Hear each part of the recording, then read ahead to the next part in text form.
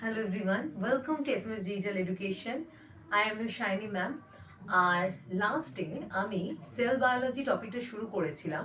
Sell বায়োলজির যে টপিকটা আমি শুরু করেছিলাম ওটা আমি একটা শর্ট ভিডিওতে শুরু করেছিলাম, বাট লেটার অন আমরা যেহেতু সেল বায়োলজিকে একটু ডেপথে পড়বো, তাই এবার থেকে সেল বায়োলজির যে ক্লাসগুলো হবে আমি সেগুলো সবই তোমাদের হোয়াইট বোর্ডে নেবো। ওকে, সো অ্যাজ আমি আগের দিন যেটা বলেছিলাম যে হোয়াট ইজ সেল, তো কি বলেছিলাম আমি?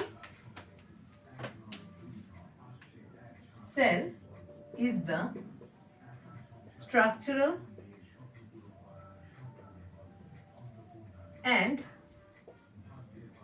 functional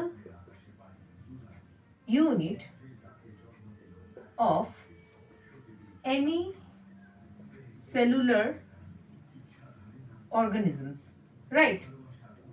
তার মানে কি, যেটা আমাদের স্ট্রাকচারটাকেও তৈরি করছে আর আমাদের বডির মধ্যে যত ধরনের ফাংশনস চলছে সেখানেও আমরা সেলের ভূমিকা দেখতে পাই। তাই আমাদের সেলুলার আর ফাংশনাল ইউনিট হচ্ছে সেল। নাও আমরা আগের সেল থিওরি সম্পর্কে জেনেছি, আমরা জেনেছি অ্যান্টনি ভ্যান লিউয়েনহুক কি করেছিলেন। ওকে, মানে উনি যে জীবিত কোষ প্রথম দেখেছিলেন। এবার আমরা আজকে জানবো আমরা যদি অর্গানিজমসকে ভাগ করি তাহলে আমরা কিভাবে ভাগ করতে পারি এবং সেখান থেকে সেলুলার অর্গানিজমসকে আমরা কিভাবে ভাগ করতে পারি এবং তাদের ডেফিনিশন। সো সেলুলার অর্গানিজমস বা ফার্স্ট অফ অল আমি অর্গানিজমসের ভাগটা দেখাচ্ছি।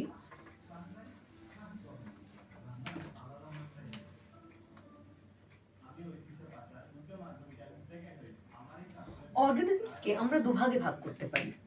One is cellular, another one is acellular.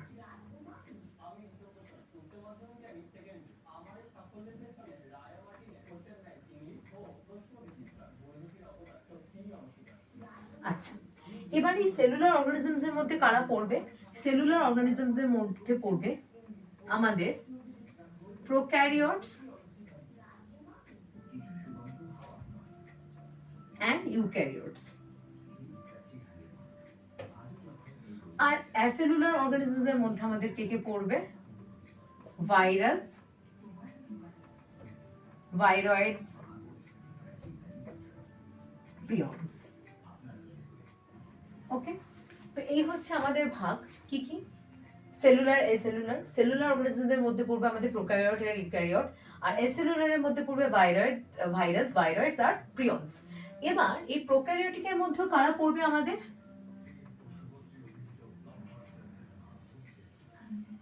আর কি ব্যাকটেরিয়া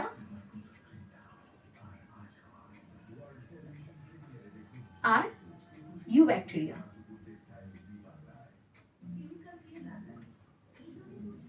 ব্যাকটেরিয়া বলা যেতে পারে সেক্ষেত্রে নেই।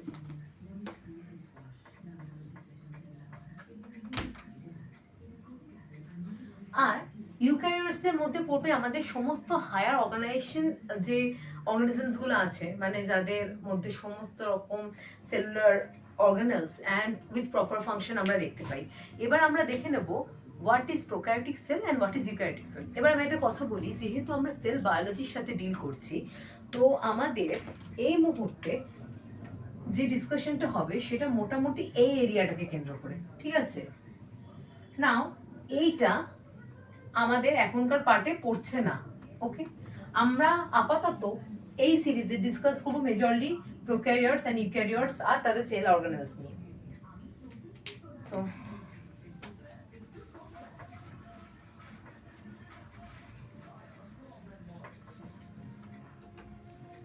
তো আমরা অর্গানিজমসের বিভিন্ন ভাগ দেখলাম, বা সেলের উপর বেস করে আমরা অর্গানিজমসকে কত রকম ভাবে ভাগ করতে পারি সেটাও দেখলাম।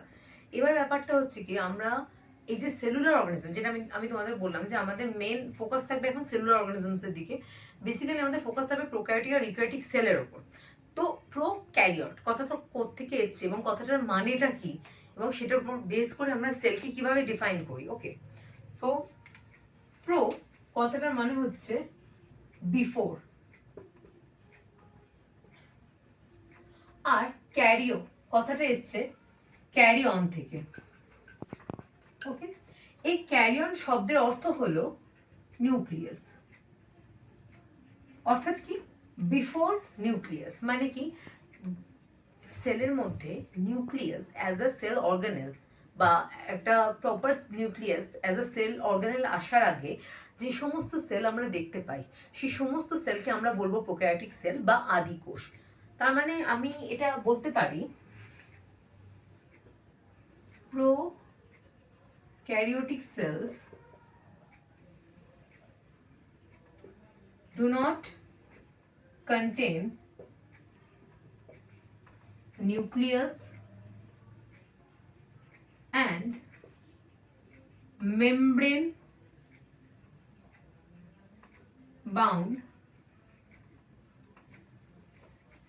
cell organelles.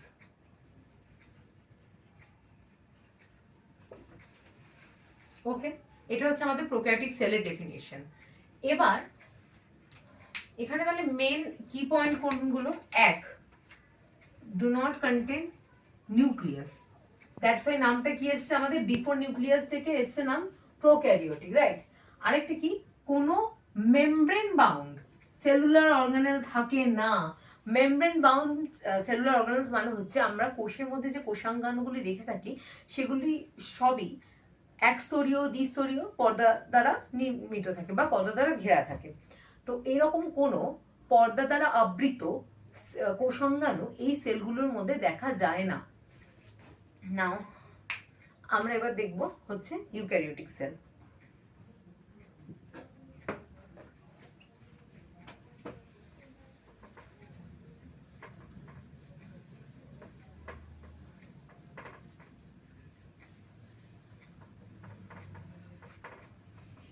এবার এই ইউক্যারিওট কথাটাকে আমরা এভাবে ভেঙে নেব।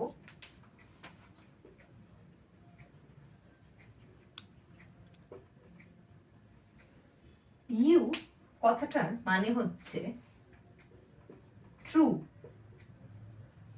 আর আমি আগের বারই বললাম যে ক্যারিও কথাটার মানে হচ্ছে আমাদের নিউক্লিয়াস। তার মানে যে সমস্ত সেলের মধ্যে আমরা ট্রু নিউক্লিয়াস দেখতে পাই এবং পর্দা নির্মিত বা পর্দা দ্বারা আবৃত সেল অর্গানেলস বা কোষাঙ্গাণু দেখতে পাই, সেগুলি হচ্ছে আমাদের ইউক্যারিওটিক সেলস। ওকে, তাহলে ডেফিনিশন হিসেবে আমরা কি লিখতে পারি, eukaryotic cells contain a true nucleus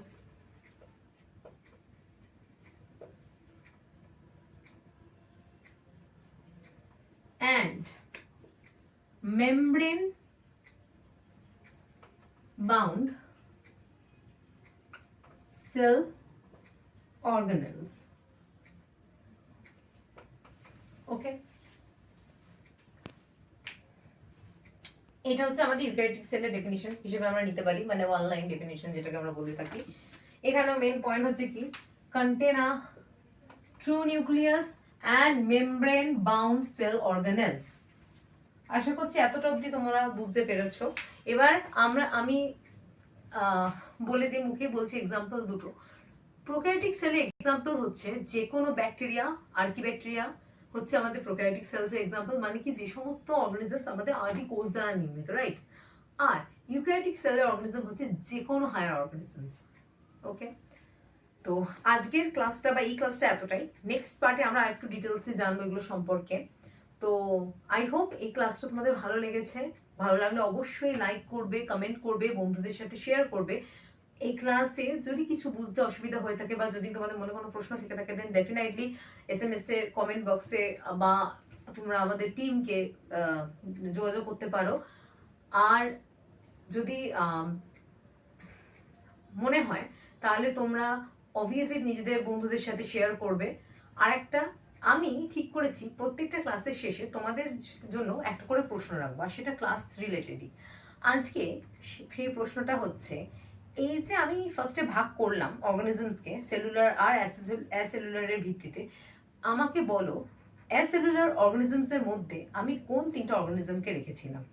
এটি হচ্ছে তোমাদের আজকের প্রশ্ন। আই হোপ তোমরা আজকের ক্লাসটাকে এনজয় করেছো। Thank you so much.